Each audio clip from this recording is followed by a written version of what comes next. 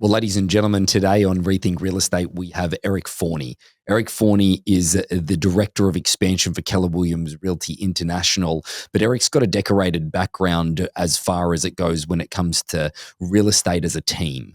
Now, he did over 120 sales in his first year of real estate individually, and then was part of a larger network called Livian that then was acquired by Gary Keller, and then ultimately then got acquired by Place, the team with Ben Kinney that has been backed by Goldman Sachs. So we speak a little bit about that journey. We also then dive into the P&L of a team and some of the things that that people typically don't think about when Eric goes into do a little bit of an assessment of somebody's team. He starts with the P&L, believe it or not the process in general.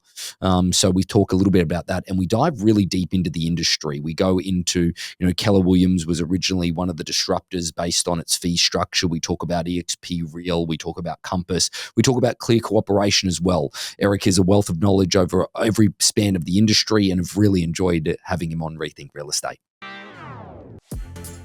Welcome to Rethink Real Estate. My name is Ben Brady, and this is a real estate podcast aimed to deliver sales strategies, marketing tips, and business insights from industry experts and myself to build a listing-focused business for the future.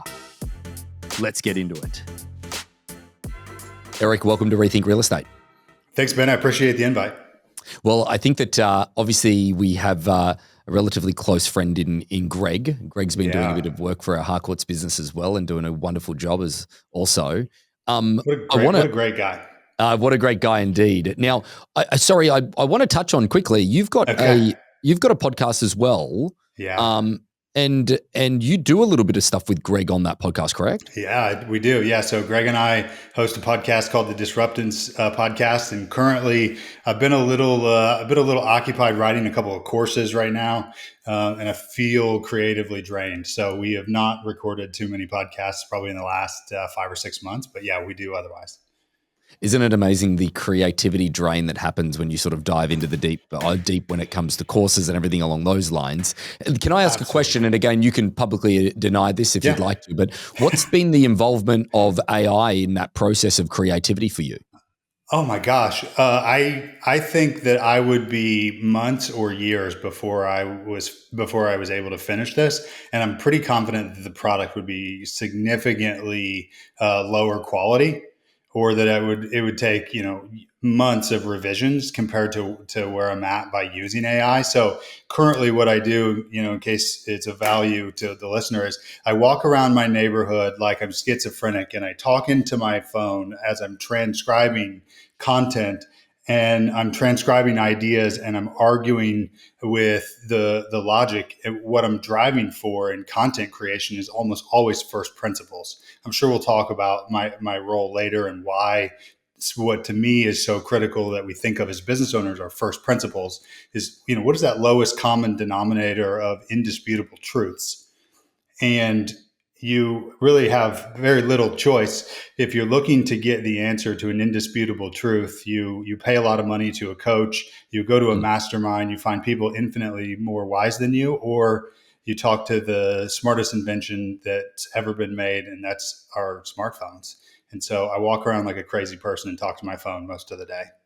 I'm sure that the neighbors love you. They have to think I'm insane. I know none of them. My wife knows all of them because she's the social one, and I must be the one who's walking around like a total lunatic. Isn't it amazing? Like, I love the fact that you and I are in real estate, but yet I have zero interest in knowing anybody in my neighborhood. I do not want to have I have zero interest at all. But 100%. As we dive into this a little bit further, obviously explaining your current role, we'll go back and sort of look at some of the other stuff that you've done. But your current role is the Director of Expansion for Keller Williams Realty International. What does that look like on a day-to-day? On a day-to-day basis, what I'm focused on is how do I help the teams and the agents inside of Keller Williams who have ambition to grow businesses in multiple locations. And so I become then a liaison, a consultant, and an advocate for those businesses. And so I'm studying typically what amounts to be teams by interviewing them, and doing needs analysis, and doing some discovery on what their business model used to look like, what it looks like today, what desired future entails, and then how do we support them most effectively inside of the ecosystem of Keller Williams. I see myself as a researcher and an advocate, and that means spend a lot of my day with with that team customer, and then the rest of the time trying to craft content that is specific just to the problems that multi-site teams have or multi-site business owners have. Because as you know, and everyone in the real estate business is fully well aware of, is locally, the easiest job is always to be a single agent with no support staff and to sell 12 houses a year or something. But complexity compounds as you continue to grow, and distance makes the difficulty increase as well. And so you get the challenges of scale and the challenges of expansion simultaneously. My Yeah. job is to help create the content to solve some of those problems. I think that it's fascinating to sort of look at the volume of teams that you get to look at and the volume of reading up a little bit about what you're doing. Also from a Yeah. profitability standpoint, because it's all good and well to have the right infrastructure, but then ultimately the right infrastructure, if it's not profitable, that's a massive thing that you would look at on a daily basis with teams. So I just want to rewind a little bit though and sort of give people the credibility of what's put you in the Yeah. position that you ultimately are now to advise people. You had an acquisition of a company by the name of Livian, correct? Yeah. And that was from Gary Keller acquired that company, and then it was then acquired by Place. So just you want to give us a little bit of background on the journey that was. Yeah, so I'll go back one step further. In 2017, I was an agent, and it was the end of my first year selling real estate full time. I sold 126 houses, and I thought I knew everything about real estate, and so I went to a Keller Williams conference, and I saw that pretty quickly I didn't know shit about shit. And I think everyone on stage at that time, the lowest selling person on stage at the time was selling 600 units, and one guy was selling several hundred units, was the number one builder in the state, had qualified for the world championship in the Ironman, had 3 kids, and was meditating every day. Well, I was able to accomplish none of those things, and so I thought, I should probably figure out what that guy knows that I don't know. And that guy was Adam Hergenrother. I hired Adam to be my coach. We coached for 5 years together, and we became both. Adam became both a mentor and a friend. And Adam was approached by Gary Keller in 2021 about a partnership with Gary and with Keller Williams. And so there were 26. Adam asked me to be a part of that partnership to create Livian in conjunction with Keller Williams. So we sold. So we basically took my team. We merged into Livian at the time. I think that year we sold 509. We had 509 closings in between Indiana and Ohio, and I partnered with Adam, and then we worked to build what amounted to be the third largest real estate platform in the country before that company was acquired by Place at the end of 2024. So when you say largest real estate platform, you mean a combination of teams. What does a platform mean to you? So when you look at kind of I'm just kind of sorting it through the Real Trends rankings. When you look at what amounts to be, there's large teams, and then there's I think they call them mega teams at this point. Those are typically you typically have a hierarchical structure. And there's a few ways to do that. When you think about getting to that mega team status, you either scale, expand, or you partner. In both Place and Livian were in the partnership business. So we were effectively in the mergers and acquisition business where we were an operating system or an operating platform, what amounts to be kind of a business executive board in a box. It's all of the things that real estate agents don't want to do that they accidentally stumbled on as a byproduct of becoming business owners. Right. And those platforms, you typically offload those services. And so we were essentially acquiring an ownership stake in real estate teams, and so that's one method. The other method, if you were going to expand today, is you might expand all of your business or part of your business. Right. In our case, we were expanding all of the business in partnership with other businesses. So that platform model is a little bit different than some other variations of expansion. I think that the thing that I've always, and I know Ben from Place as well, Yeah. and it's the same question that I asked him. What's the difference between what you were doing at the time or what he's doing now in a franchise? Yeah, absolutely. So if we think about the word franchise becomes somewhat of a legal categorization. And when you realize that you're differentiating franchise from license, which also could be a great model, right? And what we see now, or brokerages typically are we're seeing centralized core ownership with no franchises. Yep. Compass, EXP, Yep. Real, LPT, all of those are centrally owned without franchisees. And I would say the difference is the level of service and the level of productization and the level of support that's provided. Sure. And that level of support that's provided has a direct correlation to the level of cost.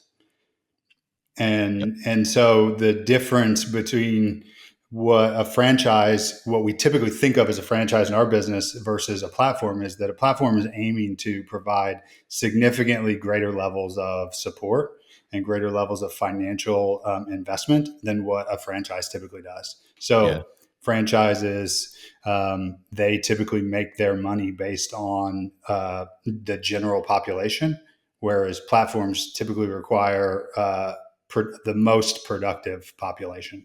Yeah, the profitability off what, say, the That's team right. ultimately is. Yeah. So I guess that as far as it, and again, this is probably a little bit more of a direct question. Like Place is obviously going through, and they've acquired a lot. They're growing a lot. They obviously are backed financially by Goldman Sachs as well. Which again, Yeah. if you were to fast forward and ask if Goldman Sachs would make that same investment today, I think it would probably be 1/3 of the investment they ultimately made.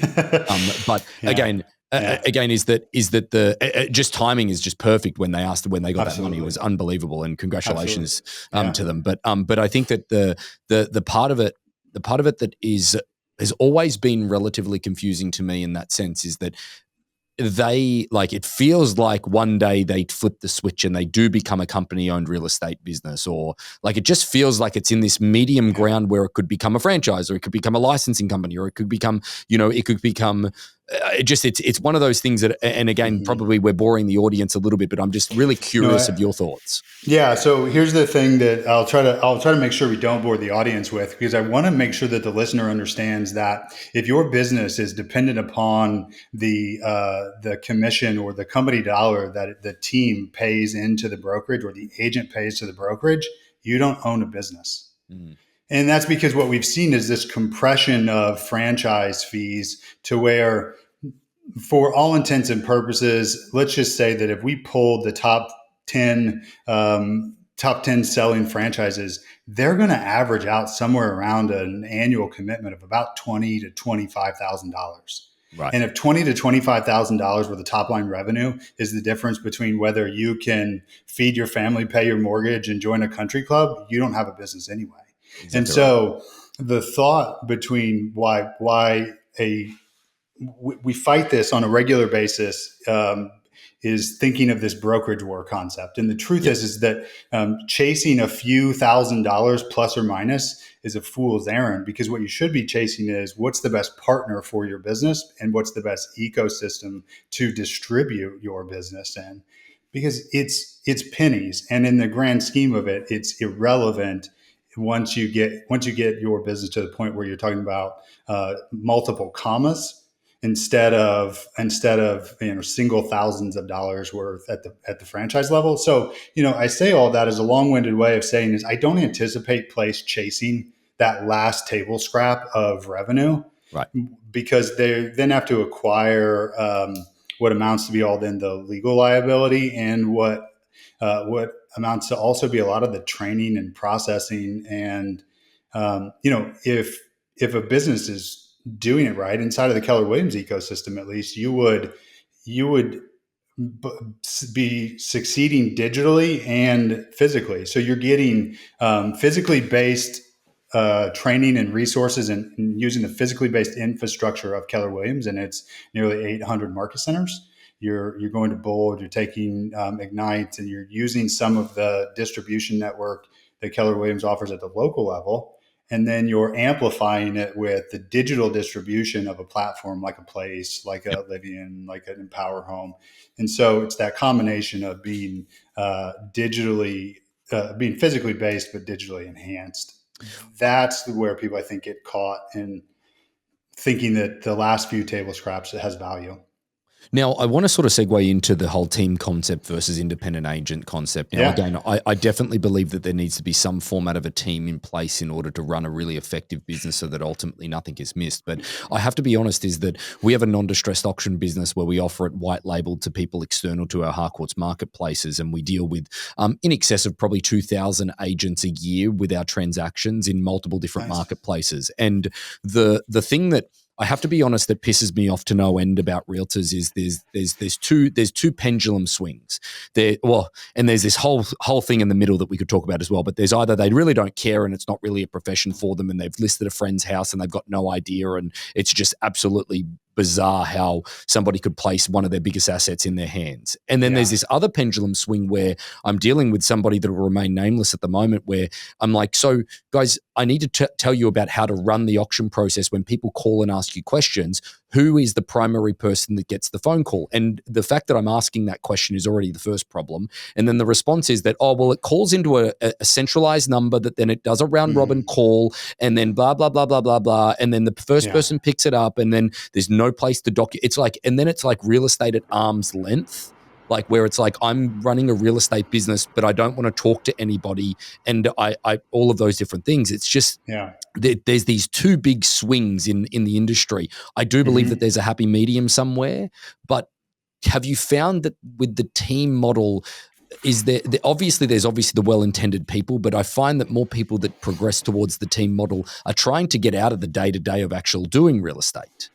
Is that a fair statement, or is that? Yeah, you're not wrong. So a couple things here. So one, as an industry, one of our biggest failures is we've glamorized and glorified teams above the individual agent. We've said the Kilimanjaro to hike here is the Mount Everest is to be the biggest, most unit closing team in the world, and that's the pinnacle of success. The truth is that the profit that's required to accomplish your lifestyle should be the core target that everyone's striving for, because bigger does not always mean more profitable. And so what we've done as an industry is we've glamorized big and thinking that big is beautiful and better. And the truth is that better is better. And so there is this tension between what's the best business model to operate for agents. And I've been both of the agents you mentioned. And so part of it is that success begets complexity, and success begets less and less control over touch points of the transaction and quality of the transaction. So the reason why I built a team was because I sold 126 houses as an individual agent, and I knew that I still had more people that wanted to hire me, but I had no additional time. I had taken everything from my personal life, my health, and reallocated it to business. And I would do it all the same way all over again, by the way. But I had put everything aside to run it to sell as many houses as possible. And so what I found was I had to hire in order to help more people. It just meant that I personally would have less involvement in helping more people. And so I finally reached a breaking point. I went to it was like a wedding or a charity or something. I don't even remember now, but it was, I think it was a charity event with a friend in Kentucky. And that night, I think I had 33 phone calls. I know I had 180 some showings in a like 36-hour period on listings. And I'm trying to spend, one Saturday night for 5 hours at a charity auction. And I got all these pissed off voicemails from real estate agents with questions about my listings or wanting to submit offers on them. And I finally just said, enough. I'm not going to live like this anymore. Yeah. So how could I engineer a business to where I didn't answer the phone? And how could I sell more houses and not answer the phone? And so we went in and we implement, and I asked myself the question, well, is that possible? What I came to is that Fannie Mae and Freddie Mac and HUD, they don't answer the phone, and they sell way more houses than I do. And Bill Pulte doesn't answer the phone when you buy a Pulte home. And so there has to be a way to accomplish some balance of both. And truthfully, is a lot of times it does get out of balance. And what we fight is the bigger your business, bigger the business becomes, the more people who are not interested in buying and selling real estate want to take more of your time. Yep. And so you almost guard yourself, you almost engineer systems to guard yourself against the vampires of time, because the core focus for me was, how do we help more people? Yeah. Well, helping more people meant I actually have to not answer the phone, because I don't need health insurance. Stop calling me for your special deal with NAR health insurance. No, I'm not going to buy your shitty new online leads platform. No, I don't need help with video clips and all these other things, right? I'm just trying to help people buy and sell real estate. So what we know at Keller Williams is we're taught the model of E to P, and that is that you incrementally, step by step, remove yourself from the lowest dollar producing activities little by little over time as you continue to grow and scale. And unfortunately, oftentimes one of those becomes the connection to the customer, but Yep. it's driven almost always in our industry by a desire over ego instead of over excellence. And that's because we think that big is beautiful and better. And the truth is just better is better. And Yeah, no, that's our fault as an industry. That's a good comment, is that better is better, and it is our fault as an industry for putting it into the spotlight. The thing that I'd love to do and talk about quickly is, well, let's say that you're doing an assessment of somebody's team, and let's say that they've got a couple of team members, they've got an infrastructure going, they've got a decent business doing 50 to 100 transactions a year, and they have just a general team structure. What is the first thing from an efficiency standpoint, or going in and doing some type of like evaluation of where they stand at the moment? What does that infrastructure look like if someone came to you, said, Eric, I need your help. I need to understand, what I need to do better from a system and operational perspective, but then also from a financial perspective, I'm assuming, as well as another look at it. Yeah, absolutely. So the first thing I'm going to do is I'm going to start by looking at the financials, Ben, and that's because the primary reason to own a business is to have a profitable one. No one who we joke that homeless people are bad for culture. Right. And so if you're going to own a business and you're going to run one, it needs to be profitable. It needs to fund a life that helps you accomplish your goals.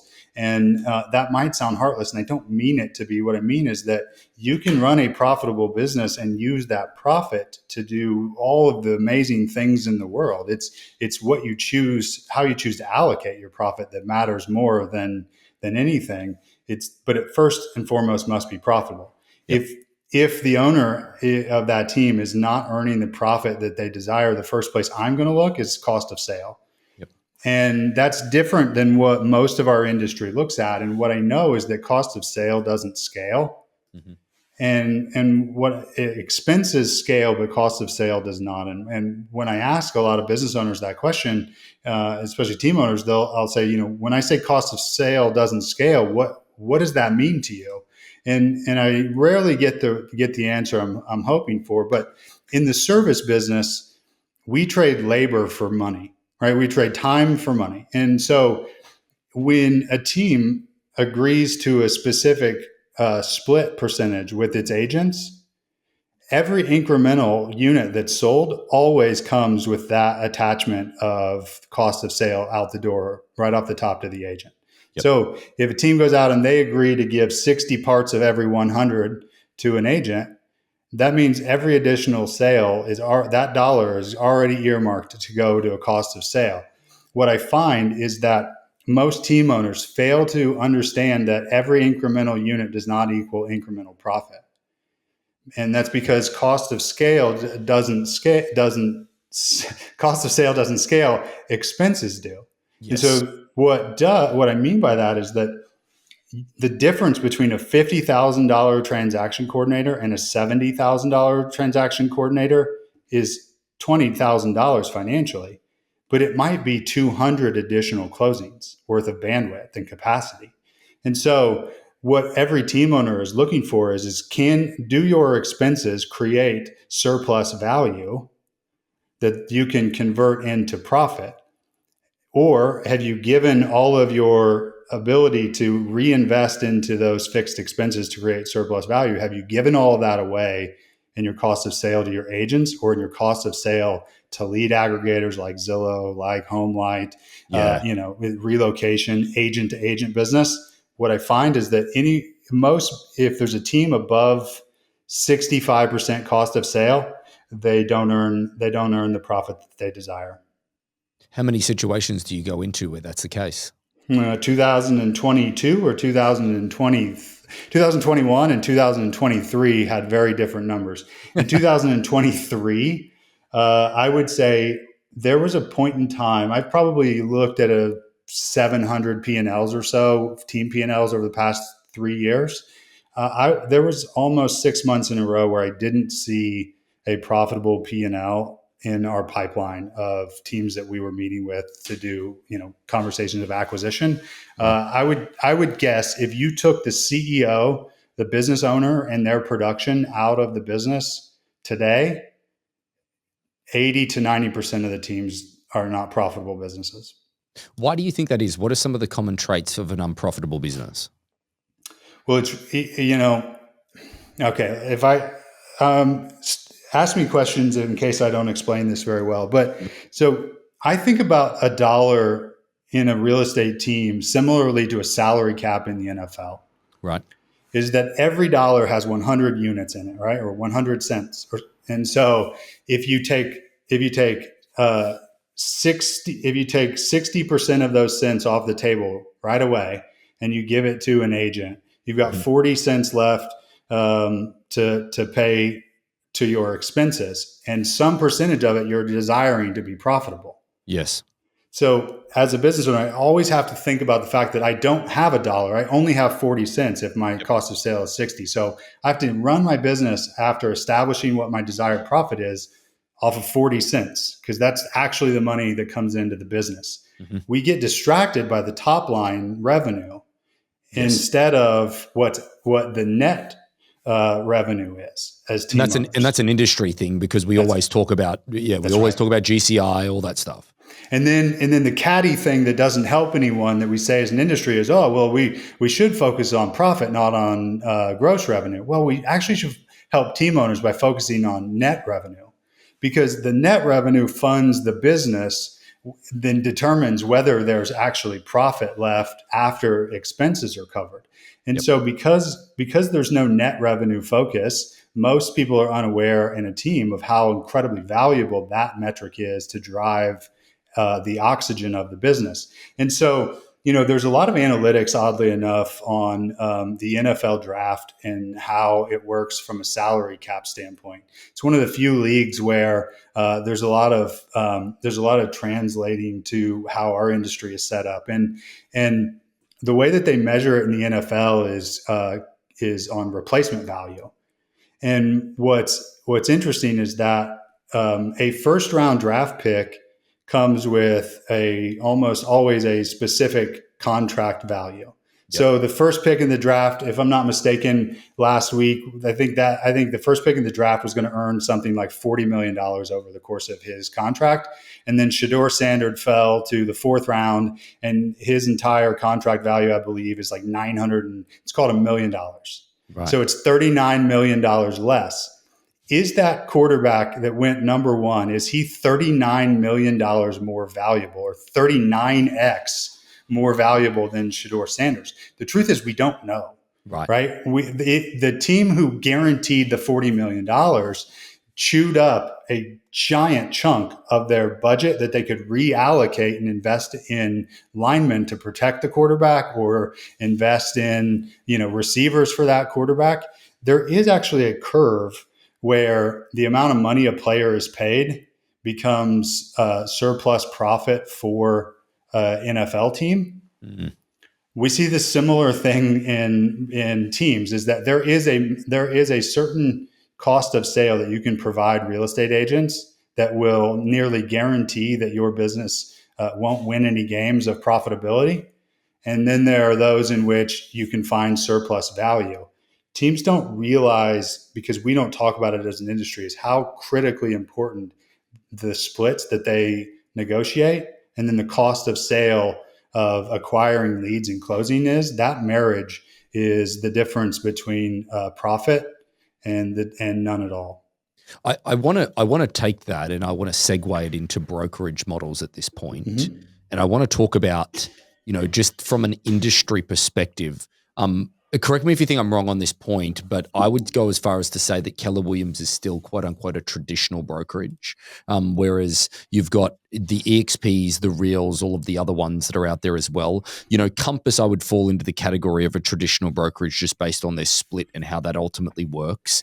I guess that the overall feeling of the industry at this point is that back in the day, I would go as far as to say, and I definitely wasn't here. I've only been in North America for 11 years, and in Australia and New Zealand, real estate works incredibly differently in the perspective of splits and things along those lines. But the thing that I would go as far as to say is that Keller Williams was really the disrupting model the day that they came out with the cap model, right? Yeah. And that was they were the EXPs and the Reals of the day. That's right. Now it's become that EXP then became that. And now it's become Real that ultimately is charging less and less. I want your opinion of that. Do you believe that they are two separate and individual agents, like the traditional real estate brokerage, okay, versus the online brokerage? Do you think they're two separate agents entirely? Do I think that there's a difference between traditional agents and let's call them cloud agents? Yeah, like, do you think that so from a perspective, and again, this statistic might be wrong. It was just on a podcast that I was listening to. Is that I would go as far as to say that 75% of the recruits that have come from for Real have come from EXP because they're already on that cloud-based brokerage. They're just looking for something that's cheaper. Whereas the traditional brokerage, you haven't seen a huge transition over to the EXP and Real over to Real because they'd already made that transition to EXP when that was that model. Yeah. So I think of it as two ways. So Keller Williams was innovative, and what Gary would say is that where he turned the industry on its head, and we're seeing it continue to get replicated by those cloud companies, is that Keller Williams, Gary set out and said, I don't believe that the agent works for the brokerage. I believe the broker works for the agent. Right. And that was the dynamic. And so then it was, well, if the broker works for the agent, then the broker should figure out a way to partner with the agent and contribute to their success. And so that's where the Keller Williams profit share came in, right? Is that each broker owner of the Keller Williams franchise redistributes back when I owned a Keller Williams franchise, it was 49% of the profits, so 49.51, and we shared our profits then with the agent. There certainly, I'm sure, were people who joined Keller Williams with a bigger desire to earn profit share than to sell real estate. Okay. And so what I see is there are again, the industry has failed in glamorizing the wrong thing. We've glamorized horse trading with revenue share, and come here and you won't ever have to help Sally homeowner ever again because you're going to get so rich recruiting real estate agents that you won't ever need to go out and sell another house and help another person. You'll instead just recruit people over, and your pockets will weigh you down so much you won't know what to do with it. And the truth is that what we know is for agents who desire to help more people, the best place to help more people is the one where the teacher to student ratio is as at an optimal rate. There is actually a difference between the number of managers and the ratio of agents and the per agent production. As there are more agents in comparison to leadership, production goes down across that agent population. Right. And as you get more leadership and more managers and more of that ratio is not so out of alignment, you see that per agent production goes up. And so what I would argue is that there's a group of people who have a desire to no longer sell real estate. And there are companies that exist for those agents. And the companies who desire to sell real estate make a decision based on where they think the best place to sell real estate is. Yeah, that's a solid way of looking at it, is that the company steers people away from their desire, their core Like it's for example, I think that Compass fell into the trap early days of the fact that they were trying to be a technology company when really they're a real estate Yeah, company. Obviously that's from a right. valuation perspective, but I guess that Yeah, the thing that I would just push back a little bit and say from an industry perspective is that we call it innovation, but wasn't, and again, don't take this the wrong way, please, but wasn't yeah. Keller Williams just dropping the price essentially, or capping the fee, same as EXP did and same as what Real did in order to attract people. There's no real evolution in that. There's no real innovation. It's just fee structure. To some degree, you're not wrong, right? And that what Gary said was, okay, well, if the agent works for the broker, if the broker works for the agent, then the agent should stop capitalizing that business at a certain point when it's no longer a fair exchange of value. Right, right. And and by the way, that seems like an equitable approach, right? Because what we know is that at a certain point, my job exists, and to my knowledge, I'm the only person in the industry that caters to exclusively the highest producing subset of the entire industry as Yep. a direct single source support person across any company in America. There's no other brokerage that I'm aware of has someone whose full-time job it is to wake up and support the highest 1% of the 1% real estate teams. Right. And so what we know what Keller Williams knows is that at a certain point, the local office can't charge enough money to provide every last ounce of value. And so what Gary said was that we at Keller Williams would be able to digitally distribute some of the highest value at scale, and some of the rest of the value delivery will be delivered locally, Mm-hmm. where that model will be capped. And so I would argue that Keller Williams is actually the first cloud brokerage, Right. because Keller Williams Realty International services all 800 locations from one single, highly scalable, highly leveraged, and pretty good top line revenue. The economics of Keller Williams Realty International are very different as a digitally distributed company than many of the publicly traded ones that we see, and that's Yeah, for because I sure. think that we did it first and at a significantly lower cost structure. Eric, again, I don't want to put you in an awkward position, but I think that the reality is that Compass is in a position at the moment where they've proved that you can buy market share. There's no doubt about that. They've done an incredible job at obviously maintaining a particular image. But I think that there's a part of this when, from a Compass perspective, like the whole private exclusive thing at the moment, that is one of, and again, I'd love to hear if you differ this opinion, but I believe that is one of the critical elements that you can ultimately tell that Robert Revkin has never been in real estate before. Like at the end of the day, it is just one of those things where, don't get me wrong, I think that there's some value in bringing external people that have never been into real estate before to run a real estate company from Yeah, of course. every type of efficiency that there is. But when it comes to Absolutely. this shit that they're bringing out, it's like, I can poke holes in that from day one. How does anybody Yeah, get away totally. with it? This is unbelievable. Like, holy Yeah. shit. So let me give you my disclaimer, and then I'll give you some context. I'll try to steelman both sides of it. So, I'll give you my opinion is not the opinion, obviously, of KW. I would say that while, to my knowledge, Keller Williams has not come out with an opinion, they have a track record of deferring to their franchisees to make that decision. And we believe that real estate is best performed by local real estate agents, not by national parent companies who aren't selling real estate locally. And so I'm not delusioned to believe that real estate in Indianapolis, Indiana, where I am, is anything like selling real estate in Manhattan. Yep. I fully believe that my model of sales would not work for Ryan Serhant and vice versa.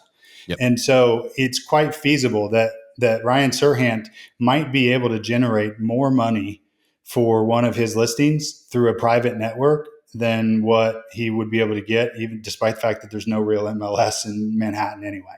Right. And so what I would say is that there's probably a model that would work for 97% of the industry, and there are probably 3% of the locations, or 2 to 3% of the sellers, in which a different method might improve the outcome. I personally, as a lover of real estate and someone who sleeps with a real estate agent and is a real estate agent, I own a family. We have a family-owned real estate team, so my wife still sells. But the thing I would say is that distribution is the best. As a capitalist, I believe that fair markets create the best outcomes. Yeah. And the rub though is, I understand why Compass and some companies would prefer to have private networks, because there's a real debate as to whether or not some of our markets are fair. And what I mean by that is, do these third-party lead aggregator sites who have no infrastructure, who dance in and out of legal brokerage and decide to absolve themselves of any liability and any fiduciary duty only when convenient, are they the best to own the distribution? Is that the best thing for the buyer and seller for the real estate portals to choose whether or not the way they want to distribute Mr. and Mrs. Smith's listing is the be all end all, or are they acting in a functionary capacity and only choosing to act in a fiduciary role when it comes time to receive a referral check? I think every publicly traded company I know of fits that mold. Yep. Is they obviously must prioritize shareholder value, and shareholder value might not be Sharon's value. And so do I see a future where portals choose to leverage eyeballs into what's not best for Mr. and Mrs. Homeowner? Absolutely. Yeah. Because capitalism. Yep. Do I see a problem with private markets choosing to leverage their market share in a capacity that serves them instead of serving the sellers? Absolutely. Sure. The truth is that despite what some real estate attorneys and what a few misinformed non-homeowners decided at the DOJ in the last administration, real estate was one of the few transparent and fair markets before it started to get meddled in 18, 24 months ago. It was the one market where the VA buyer could hire the best real estate agent in their market for $0 down and $0 out of pocket. It was the one fair and transparent market where the minority buyer was able to get access to 100% of the inventory and the best real estate agent that no money could buy. And yet somehow that was flawed and considered to be conspiring to keep prices at some quasi conspired price point. The truth is that we see the best agents have actually increased their rate of services, right? We often see that commission rates have gone up for the best agents. But those agents would have worked with anyone who wanted to buy and sell real estate with them before at what rate had been previously negotiated. And instead, those agents now say, because I have a choice as an agent, I'm going to raise my fees. And if you're not going to pay them, I'm not going to do business with you anymore. And so I would argue that all of this has actually made the market less accessible for the people that need accessibility the most. Yep. And it's been driven by those who have self-interest seeking. And unfortunately, the adults who actually understand the inner workings of the business and the inner workings of the reasons how we got here over a 70-year fight between the DOJ and NAR, the people who understand that history and how we got here, somehow they've been either absent or outshadowed by some of the loudest voices who have opinions, oftentimes of self-interest.